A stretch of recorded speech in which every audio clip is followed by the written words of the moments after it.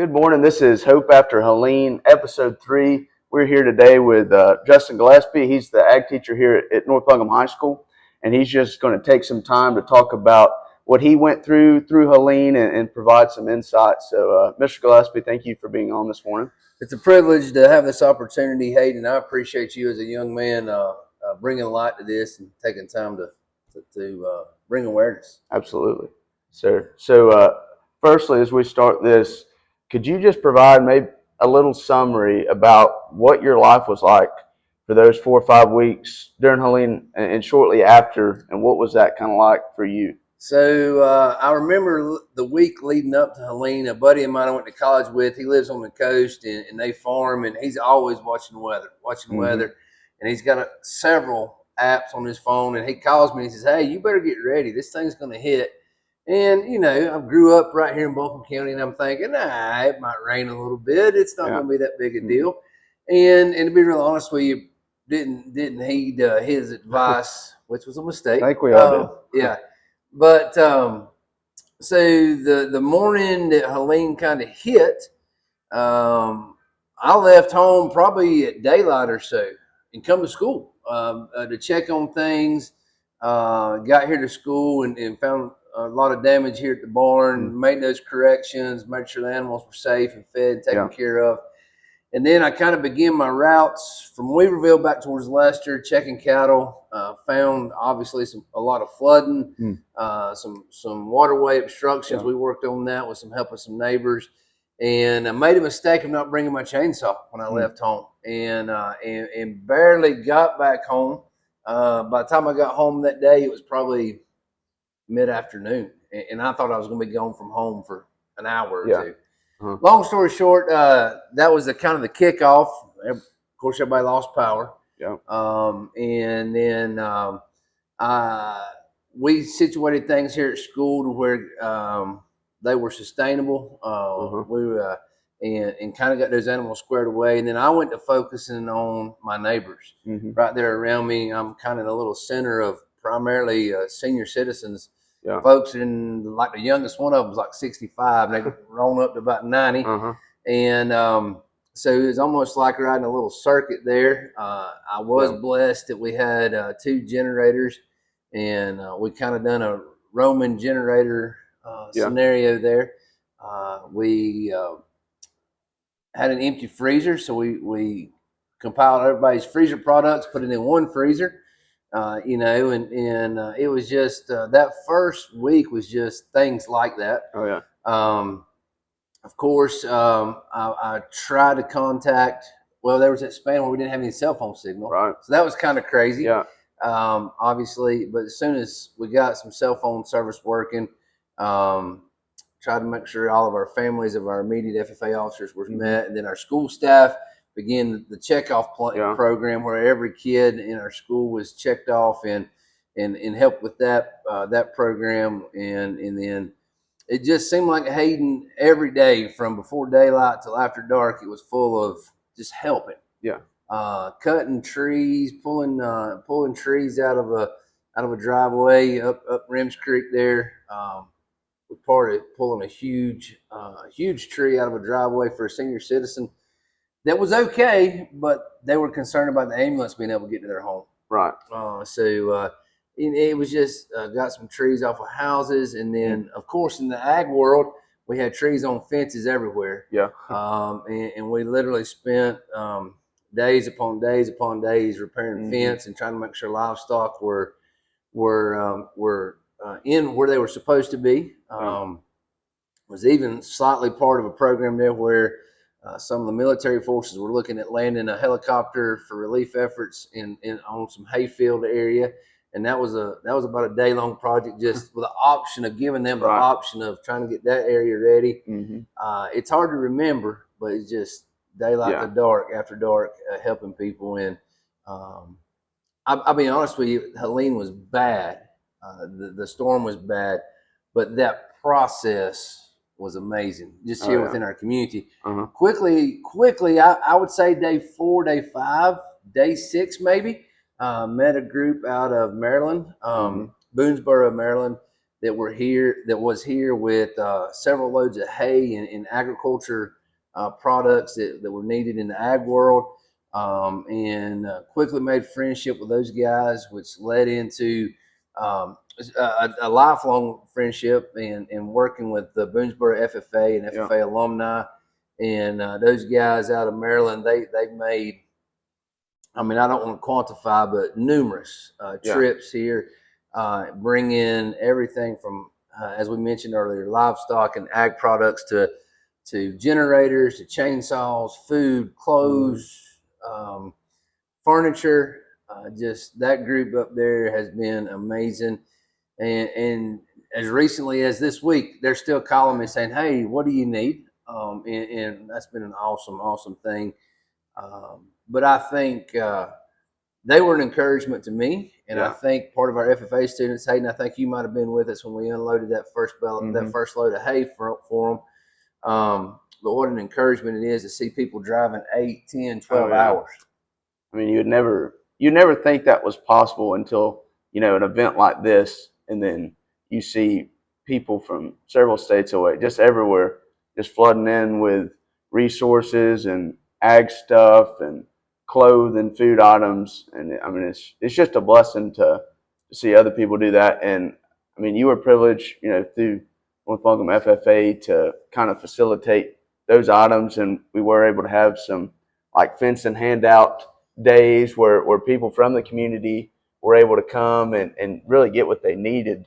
So would you talk just for a second about maybe some of those days where folks came in? The guys out of Boonesboro there in Maryland, one of those guys is a fencing contractor. He builds a lot of fence, so he naturally has those connections and resources. And he called and said, "Hey, I'm going to bring a 53-foot semi-trailer full of fencing material." And so what we done is through social media and a Google form, we put out a form where people could request certain types of items and a certain volume of items. Of course, we had a huge response for that.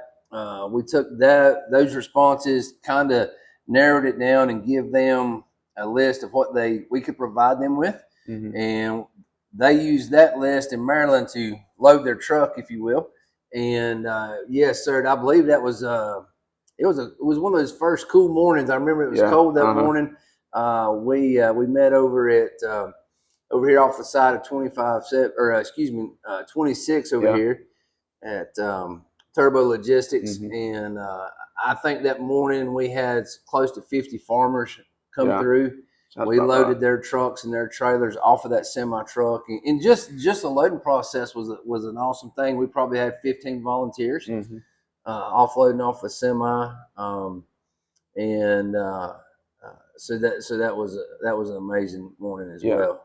Thanks for talking on that. And another point, there were some folks from West Virginia that also supported us and sent things down, and that kind of turned into us from North Buncombe FFA, helping them with a mission that they do up there. Would you speak on that? Yes, Alex Sowers from Augusta, West Virginia, was in one of those first few days down here with a semi-load of materials.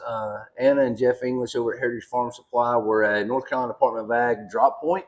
Kind of on that first week was a place for people to take things.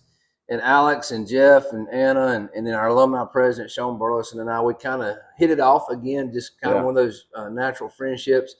And then Alex was coming once a week for that first 8, 10, 12-week period of time. And then after that, he's been here once a month, again, with a semi-load of stuff. And one of the loads that showed up that he brought down was a semi-load full of shingles, Hayden. And I didn't really have a place to store those, so I actually we hauled those on goosenecks over to our farm and put those there. And to be part of the process of seeing those shingles leave our farm that Alex's group brought down from the Slanesville Ruritan Club and go to homes to actually fix, repair, replace roofs, and people be so appreciative of those shingles. It was amazing. And brand new shingles that was amazing. They brought fence and gates and posts.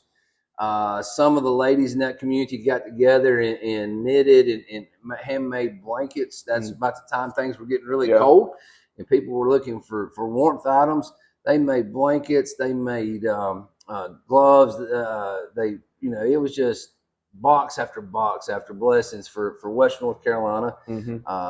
Thankfully, North Buncombe FFA got to be part of that. A lot of our students got to be part of that process, and part of our FFA motto is living to serve. And what an awesome opportunity for our students to actually get to be just one cog in that wheel of living to serve. It was a really amazing. And then that led us to, and I think you want me to mention this, that led us to this summer being able to go back and help that Slanesville Ruritan Club and Alex Sowers. They fully sponsor a mission there in Haiti where they have a school, and right now there's over 800 kids enrolled in that school. Wow. They totally fund everything: teachers, admin, school products, food, feed. They feed those kids every day. Anyway, we got an opportunity to go back and pack shoe boxes for their Christmas presents. For each of the families. We got to also be part of the evening fundraiser auction where they raised money to kind of help keep the school running throughout the year. And it was, again, a true privilege for us to travel to West Virginia to give back to those folks, because that group in West Virginia had been traveling to Western North Carolina over and over and over. And I think our FFA alumni, our community members, a handful of students that took advantage of that opportunity. I think that Saturday when we were working, and it was hot, man, it was hot that day when we were packing those shoe boxes and loading and moving. I think it was a good time to do some reflecting back to when Helene hit us. And we felt like we were in a crunch, we were in a bind. And that part of giving back, it provides energy, it provides blessings, it provides awareness that sometimes, most every time, there's always someone that's a little more worse off than we are. And man, what it just does our body, our soul, our heart, our mind good to give and serve others. It's just been it's almost been a year now, almost. It's been almost a year now of just giving, and being part of it. I don't want to say that we're taking credit for all the giving. I'm not saying that, but just to be part of it. It's been such a great privilege. Yeah, it is. And that's just such a great example, of how people have come in and helped us, and then we're able to give back to them. So, yes, it's a blessing to be part of that. One other thing I don't want to mention, Walhalla FFA out of Walhalla, South Carolina. I think this is about week 2. Their ag teacher calls me and says, "Hey, I hear you and your kids are right in the middle of things. What can we do? Here's some ideas we have." And in less than a week, Hayden, they showed up with, I believe it was 3, if not 4, huge 26-foot box trucks full of any and all household items, pet food, livestock food. We parked up on Rims Creek, and we had like a whole delivery route almost. It's almost like we felt like an Amazon set up there for a little bit that morning, and unloading and delivering. And it, there were some folks. I got a letter from an older couple at the head of Rims Creek, and just seeing a truck pull up with younger people riding the truck, delivering them some, granola bars and peanut butter. And I don't remember, what might have been in that box, but they needed the items and they could use the items, but the personal interaction, knowing that somebody cared about them, know that somebody was thinking about them, know that somebody was willing to get in the back of a pickup truck and snake up their driveway and deliver that to them. Man, I remember reading that letter. It was so impactful that encouraged me to keep on doing the good things. So that group out of Walhalla FFA, they were amazing. The North Carolina Ag Teachers Association give us a grant of a few $1,000s that we've been able to help a retired military veteran that lost their home due to a tree fall during Helene. We've been able to help her with some cost and moving and that sort of stuff. Early on, some Farm Bureau groups across North Carolina entrusted our FFA group with some funds, and we've been able to help people literally from Back Cave in Hendersonville to Micaville, Yancey County. Of course, Buncombe, Madison County. We've been able to help just an endless number of farmers and families. It's not been all farmers, it's just been amazing to see the outpour of support. And the other part that's been encouraging to me, Hayden, is when others saw our group trudging forward, moving forward with a good purpose and a positive intent, and I'll use the word action, not just talk, but some action. When they saw that, guess what come right behind that? More support, more money. Like I thought the money was gone, and then there would be a few $1,000s more, and so that again encouraged me, reminded me that when we work with intent, we work with purpose. Yeah. Others watch, others see that, and then they're willing to either one help you physically or help you financially, whichever one that they're blessed with. Yeah. And, thank you for the FFA chapters, community organizations that helped us. We're certainly appreciative and feel that now. But Mr. Gillespie, as we kind of conclude this, if there was a community right now, and there has been, some flooding in like Texas recently and some other bad natural disasters, if you were to give a piece of advice or to encourage one of those communities, what would you say to them right now? I would probably say to those communities that are hit, know that there's a long list of folks out there, an endless list of folks out there that want to help. And sometimes in the heat of the battle, you feel like you might be alone, but you're not. Number one, the Lord's there to comfort and be with you. But number two, He sends folks in different ways. So I think that's one thing we've got to kind of keep positive. And it's hard sometimes. It's really hard to stay positive, but we've got to keep positive. We've got to remember that there's resources there, there's help there. And then I would encourage, I would probably say that we're all were affected by Helene. I got the question, I think hundreds of times, Justin, what did y'all lose? Well, we lost some stuff, but compared to others, we lost minimal to nothing. And I think you got to put it into perspective. What's $1,000 or even a few $1,000s compared to a home, compared to a life? We got to keep in perspective how we're our role in that. And I felt like the whole time in that first month, 5-6 weeks, as we were making trips in Yancey County, delivering things, there was things I needed to be doing at home. I had fence to fix, but the cows were still in. I had barn roofs to fix, but it wasn't the end of the world. I wanted to go help others, and I think that's the way 99% of folks are. They want to help and just find a good, positive place and get involved. And it can go for all ages. How many tons of food and other items were moved by kids? When I say kids, I'm talking about 6, 7, 8, 10, 12-year-old kids. Tons and tons of food was moved by just simply moving boxes and cans and boxes. So what an awesome opportunity to just get involved. Go do something. Get involved. Absolutely. Yeah. Thank you, Mr. Gillespie, for going into that and just describing your role as an ag teacher, and just thank you for what you did in those couple of weeks and getting those items out to other people. And it certainly felt today. There's no doubt in that. But thanks for coming on today. This has been episode 3 of Hope After Helene, and we just hope you can draw some encouragement. If you are facing something similar to Helene, this may be helpful to you.